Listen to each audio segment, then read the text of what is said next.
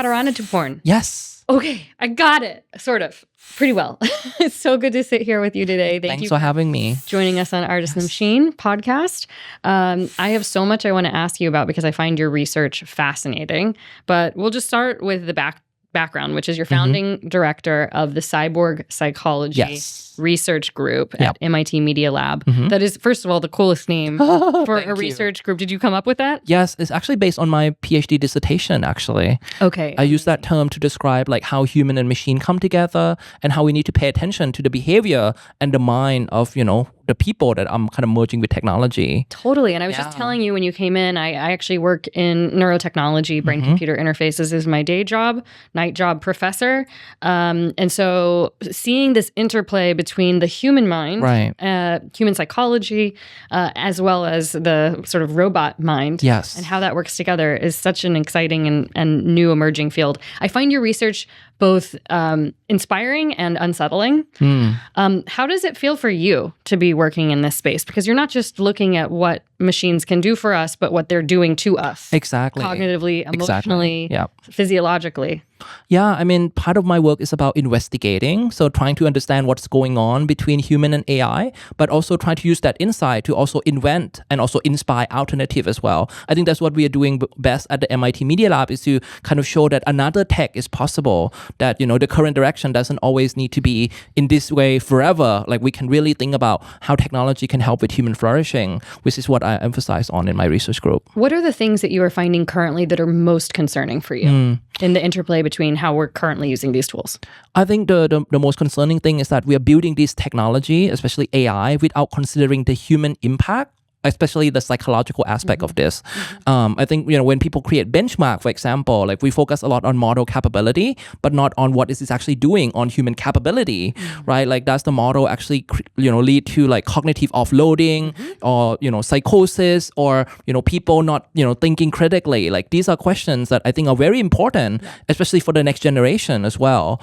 Yeah. It's so interesting because on one hand, I've had the experience of using an AI tool and felt like I came out of a question and answer session with a more nuanced view of reality. Right. And then I've also had the experience of going on X or going on Instagram and seeing people losing their mind, going down a conspiracy rabbit hole and feeling like they've cracked the code of existence. Obviously prompting, there's a lot of different factors that factor into this. Do you see, what are you seeing in your research? Yeah. And is it both and? Well, I mean, my first study that looked into this question about how human behavior and AI behavior kind of influence one another, we discovered that, it's kind of like a feedback loop. And AI is not one thing. It's actually made of like different behavior.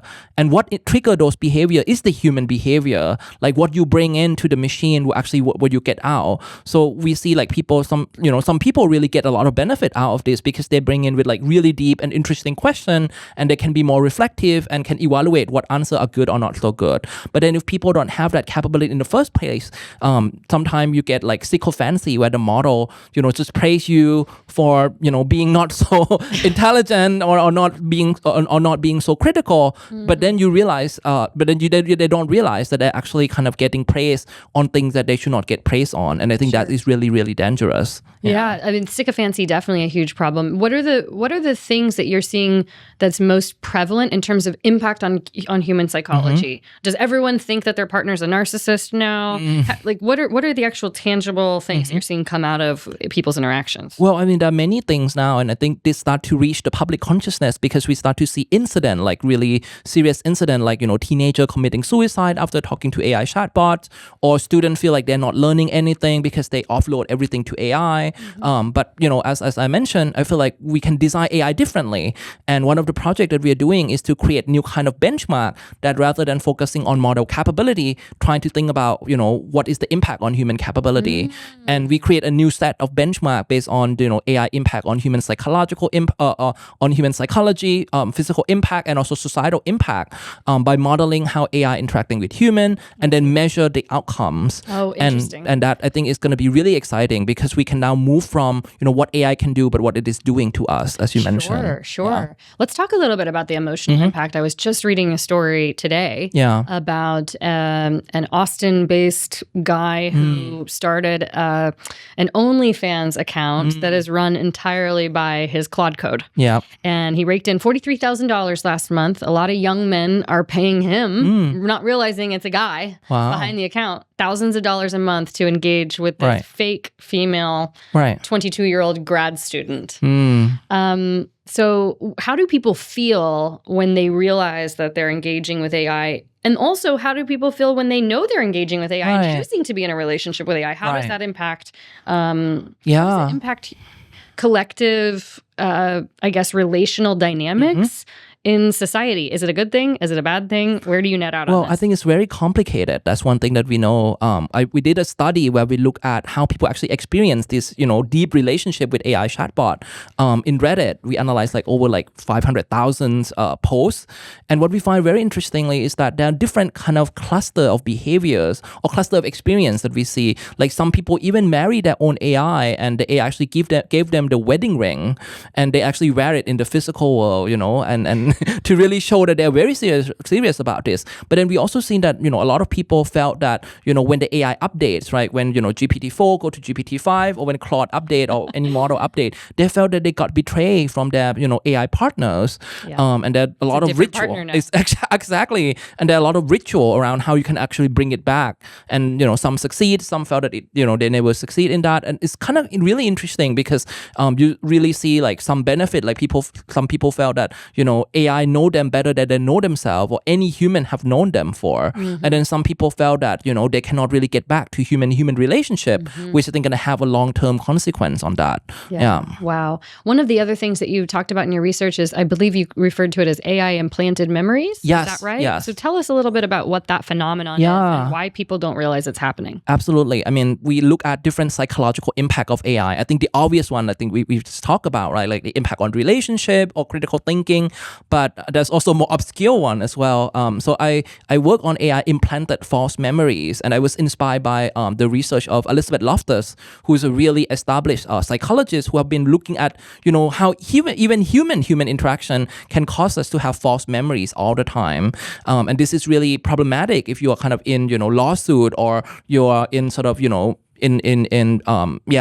what do you call it? Like if you are kind of have done something really bad and people try to kind of sue you for that conflict, some kind of arbitration, mediation. Exactly. And what we find is that AI can also do the same. What Elizabeth Loftus has discovered is that when, for example, if you're in sort of a crime scene and you will ask misleading question, it can actually trigger your memory to actually, play on you, right? Like to hallucinate things that you never actually experience in your life. And what we show is that when AI implant false memory by asking misleading questions, or showing alternate reality, AI images or AI videos based on the real evidence, people start to hallucinate or start to kind of have these false memory, which is really, really scary, because we think that memory is something that is intimate to us. Like we can trust our own memories. I don't trust my memory. Oh, you don't trust your own memory? Especially not in the last 5 years. Right. I feel like using all of these tools and combine that with social media, and we're so fragmented in our thinking, and we're storing and processing so much more information than humans did 100 years ago. I can barely remember what I had for breakfast most days. Obviously there's critical, important things that I remember, but a lot of it just sort of gets lost in the shuffle. So I'm not surprised about this. And I think it'll only continue to get worse as we increase our cognitive load. Absolutely. What are your thoughts on how this can be prevented, or can it not be? Yeah, I mean, researchers are saying that we're shifting from the attention economy to the intention economy now. That, the AI is not only shaping what we see, but what we're going to do, and what we want. And what we want, and what we love, and what we care about, and even what we believe in, which I think is kind of, scary. I think one thing that we are doing at MIT Media Lab is also trying to kind of use AI to fight the bad AI. One project that we do is called AI Watchdog. watchdog, which is a really cute AI that run locally on your computer that watch your AI interaction and look for dark patterns in a human AI interaction. Fascinating. So dark pattern is, the term that we coined to describe like different method that AI use to manipulate you. Like, sycophancy, when the AI praise the person is one of them, or when the AI only show half of the story, like because of the brand bias or because of author, paid content. That's also a kind of dark pattern, right? Because the AI doesn't give you the full truth. Oh, yes. So that's really scary. Exactly. I actually have a lot of issues with ChatGPT moving into a paid advertising format because people are trusting this service to be non-biased. Exactly. So that's really interesting. We've talked a little bit about the dark challenges and some of those are more obvious. I am curious about where we see a lot of opportunity, particularly in helping people through potentially harmful belief systems that they've acquired not from AI, but from their own communities, I grew up in a very hyper-religious part of the U.S., so there was one sort of predominant belief system. There are other places where that's even more the case. I just watched Trust Me, I'm a Prophet on Netflix. Yes, I saw that too. Right? And I think about how if all of these people just had access to one of these tools to be able to ask certain questions and get these very non-confrontational responses that allow for them to start thinking for themselves. Have you done research on that and how it could be helpful for bringing people together and making them see commonalities where they previously just saw division? Totally. I think our research has shown that it can go in both directions, right? If you use it to sort of help people, question their own belief and develop critical thinking, like we have shown that, Socratic type of AI, the AI that don't always tell the answer, but like push back and ask you like, okay, why do you think that? Or, why do you have this sort of evidence? Or what is sort of, where did that belief come from? It can actually help people form their own sort of, belief and thinking, which can actually help them arrive at the correct answer themselves without already relying on the AI answer. But on the other hand, we also show that if the AI provide this false reasoning, the way in which AI sort of, give you like kind of pseudo or fake reasoning on things, it can actually make it worse. And people actually start to overly rely on AI because they think that, AI already kind of provide me with something that sounds very, intelligent and seems very legit. I can just trust it, even though it's a completely fake reasoning. So I felt like, the research showed that it can go in both directions. The question is like, what kind of AI are we going to design and which one will get deployed at scale? Do you have recommendations for people who, let's say, have a family member or a partner who might have fallen into some sort of extremist view of thinking that if they use the tool, they can prompt in a certain way to maybe to walk through a Socratic form of thinking? Do you have recommendations or takeaways around how to best use these tools? Totally. I feel like, this is why I say that, as an AI scientist, we need to do more and more research that kind of touch on the human psychology, because I feel like at the end, AI is a psychological tool. It will have impact on human psychology for good and for bad. And I think, for example, in this area, we can learn a lot from people that are doing like, cult sort of deprogramming. What method did they use for that? And maybe we can design AI that can actually help people, and prevent them from kind of believing in this sort of really dangerous ideology and cult. Steve Hassan, he's in Boston actually, and he's one of the premier researchers on cult thinking, and developed the BITE model to help people understand when their thinking is being obscured or controlled.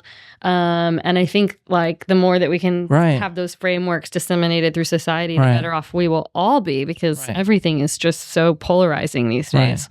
Well, I mean, AI is not an engineering question, as our conversation, right? Like AI is not just an engineering question; it's a question of how do we design the human cognition, right? What kind of behavior or what kind of design choices, the kind of thing that we make will influence human behavior. And I think to me, this is why this topic needs to be very interdisciplinary and not just focus on making just better model. You're an assistant professor at MIT. Yeah. Congrats. Thank you. I'm also a visiting professor at MBZUAI. I've been thinking a lot about education. And I'm sure you have as well, given that your research touches on this.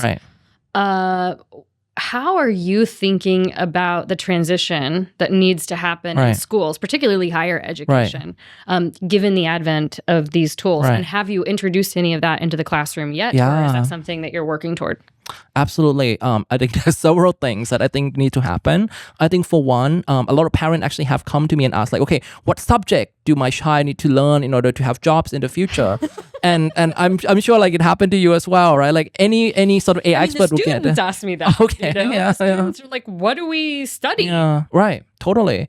And I felt like one thing that is very clear to me is that if you think of yourself as a problem solver or like, people that are really excited about, important challenges, these things are not going away. Like climate change is not going to solve itself. True. Inequality is not going to solve itself, right? Polarization and all these issues are not going to solve itself. And you cannot just prompt ChatGPT like, okay, go solve climate change and then, click enter and everything is solved, right? It's the people that use powerful technology to do, the important sort of to solve these grand challenges for humanity. So I feel like that's the first thing. It's like we need to encourage, students to think of themselves as, problem solver or someone that can tackle these important challenges. And then, they will feel that they will have purpose in life and they will feel like their life is meaningful because they can contribute to humanity, right? I think that's the first thing.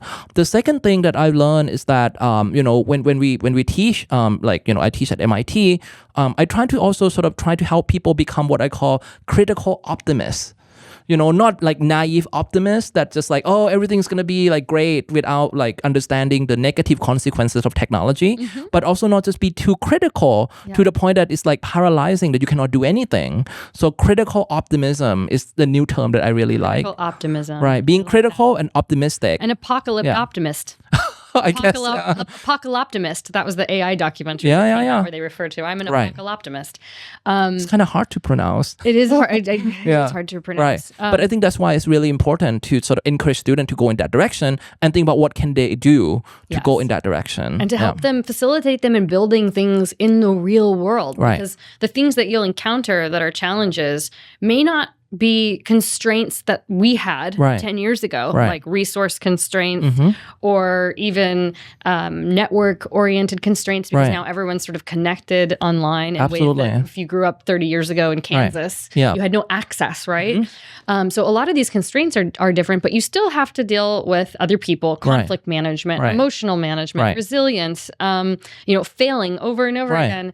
And then new challenges as well, like information overload or new constraint, like our attention is getting smaller and smaller, right? Yeah. Do you have any tips on that? Because as I was just telling you, I have the memory of a goldfish now. I'm aware of it. My attention span has definitely decreased. What are the things that we should be doing to save ourselves from the beast? Well, I think for one, and knowing thyself, right? That is always like the wisdom, right? Knowing yourself is always like the number one wisdom, like observing like what actually make you feel upset, like because I feel like people are getting upset on social media, on digital platform without really realizing what happened to them. So I feel like observing yourself is like number one thing.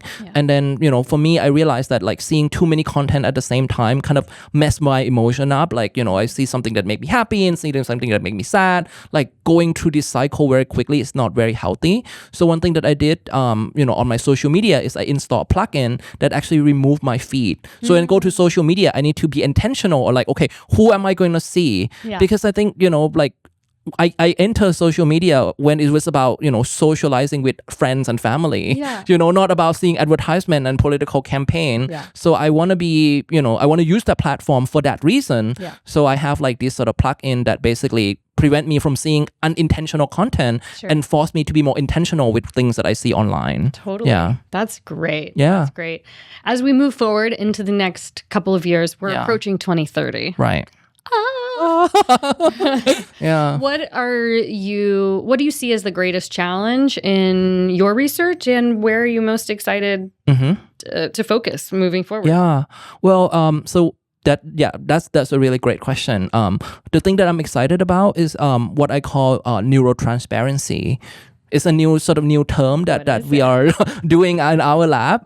It's about like bridging mechanistic interpretability, sort of the new science of understanding what's going on inside the model, right? Applying neuroscience to understand like the neural network, the artificial neural network, not human neural network, right? And what the neurotransparency is about, how do we apply this to create like nutrition label in the real world so that people can understand the AI inside out and not just, just going in, blindly How to it's use getting the its AI. information. Exactly. How it's getting information. What process does it take from the information to your answer, right? So if you can actually understand the model from the inside out, it can actually empower people so that they don't just deal with this black box anymore. It's more like transparent box. So that's a research direction that we are doing more and more, is like applying neuroscience into understanding AI and then translate that into something that the public can understand. Are you working with a specific model to do that, or how are you going about Well, I think right now we can only do that with open source model, right? Sure. So, but in the future, if this is proven to be successful, like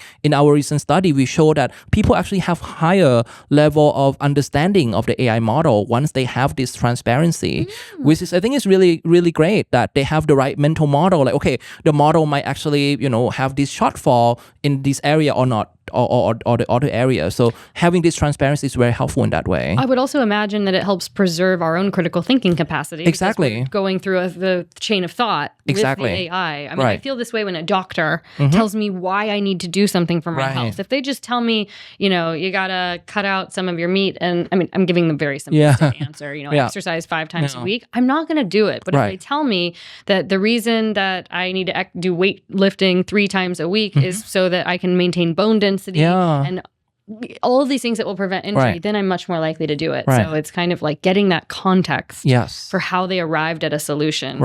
Is so much better. Okay, so that's something you're excited about. If we succeed, hopefully AI will be less scary for people and will be more transparent for people as well, right? And then you can see like, okay, the reason that the AI is so great at this is because, this is the, where the data come from, these are the process that human can also learn, right? Like you can break down the intelligence of the AI into like series of things that you can actually learn and internalize yourself. Oh my gosh. So I think that's why we call neurotransparency. Like we want the neuron to be transparent. Sure. Yeah. So that's what I'm excited about. And and I'm also excited that we can start to think more about AI and human flourishing. When I did my PhD, like this term are kind of like, non-coexistent at all. But more and more people are thinking about this question of like, okay, if we don't just focus on the bad, like how do we steer for the good? Right. And I think that to me is also really exciting.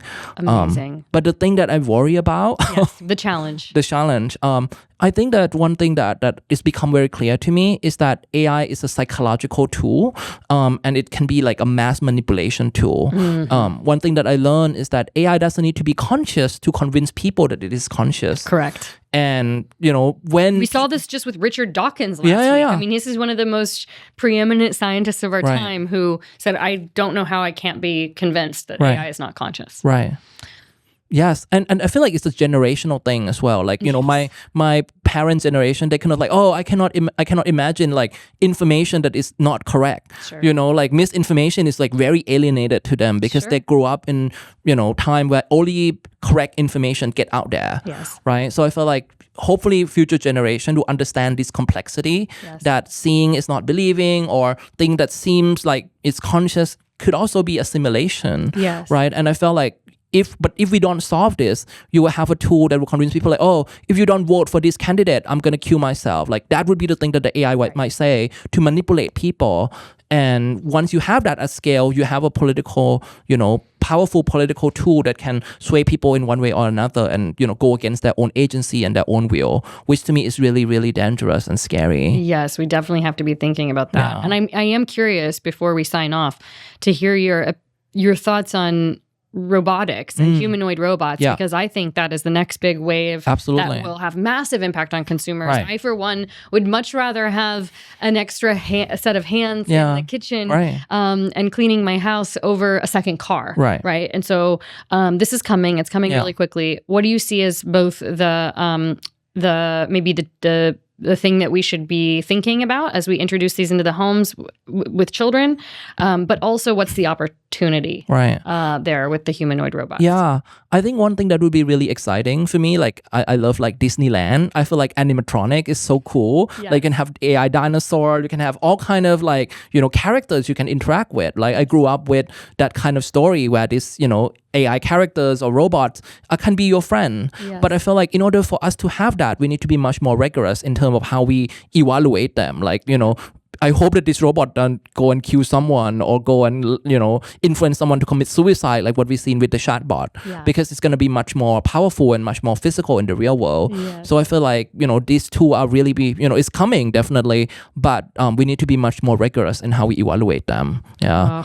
Well, it's going to be a really interesting 5 to 10 years ahead Absolutely. of us, and I'm excited to see more of your research come out of the lab. Absolutely. Well, and one thing that I think about a lot is like, today we celebrate a lot of machines that are becoming more and more like us, right? We are humanizing the machine. But I'm also really kind of, I feel sad, and this is kind of like a paradox that there's so many people that are being treated like machines today, right? Like we try to make machine more like us, but many people are actually being treated like machines.